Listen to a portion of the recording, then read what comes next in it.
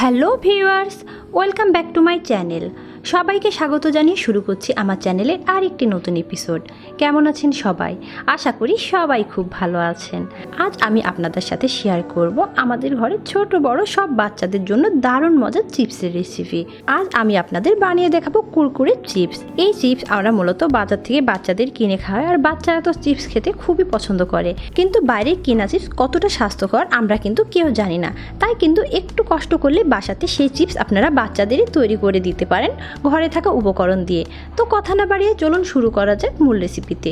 তার আগে একটি কথা, আমার আরেকটি channel baby food gallery BD চ্যানেলটি এখনও যারা সাবস্ক্রাইব করেননি প্লিজ চ্যানেলটি সাবস্ক্রাইব করুন। চ্যানেলটির লিঙ্ক ডেসক্রিপশন বক্সে দেওয়া থাকবে।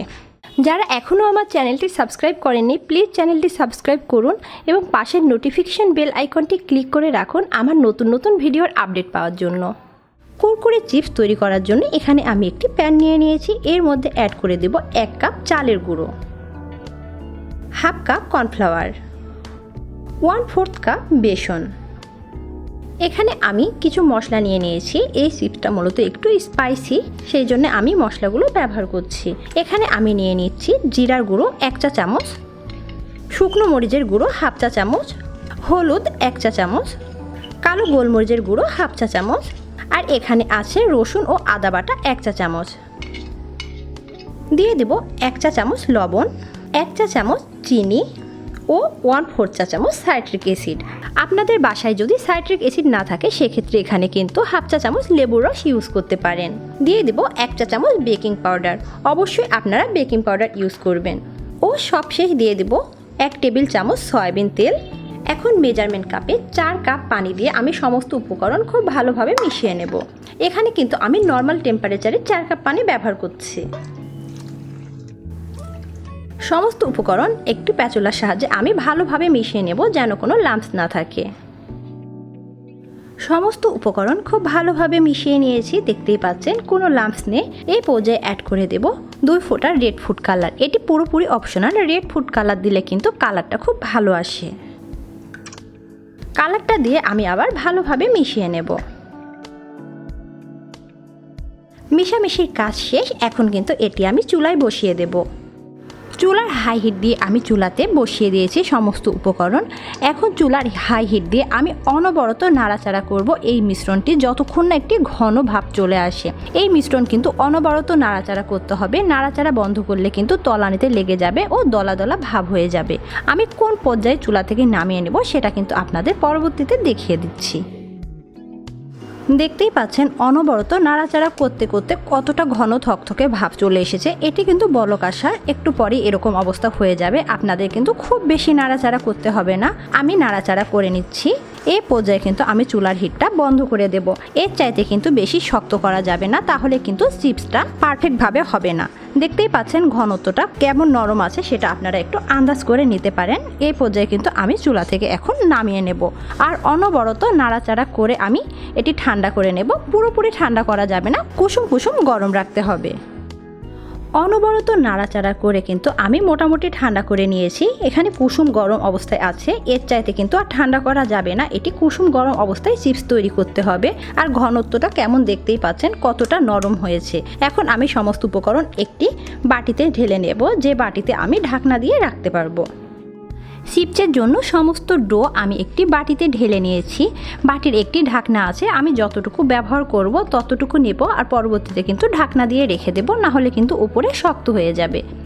এখানে আমি একটি পাইপিং ব্যাগ নিয়ে নিয়েছি আর একটি গ্লাস নিয়ে নিয়েছি। গ্লাসের মধ্যে পাইপিং ব্যাগটা আমি রেখে এইভাবে মুখটা ভাঁজ করে নেব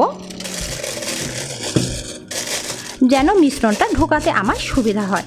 এখানে আমি পাইপিং ব্যাগ ব্যবহার করেছি, সেটা আপনাদের ক্ষেত্রেও না। এক্ষেত্রে আপনারা কিন্তু সসের বোতলও ব্যবহার করতে পারেন, অথবা মোটা যে আমরা তরল দুধ কিনি সেই দুধের প্যাকেটেও কিন্তু এক কর্নার কেটে ঢুকাতে পারেন। এখন আমি চিপসের জন্য যে ডোটা তৈরি করে রেখেছি সেটি চামচের সাহায্যে এর মধ্যে দিয়ে দেব যতটুকু আমার পাইপিং ব্যাগে ধরে।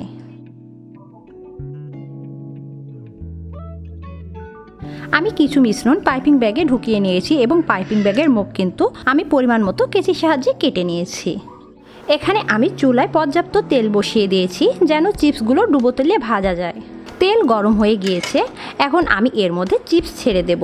এর জন্য পরিমাণ মতো চিপসটা বের করে নেব এবং চাকু দিয়ে এভাবে কেটে আপনার সাইজ অনুযায়ী আপনি কিন্তু দিয়ে দিতে পারেন তেলের মধ্যে।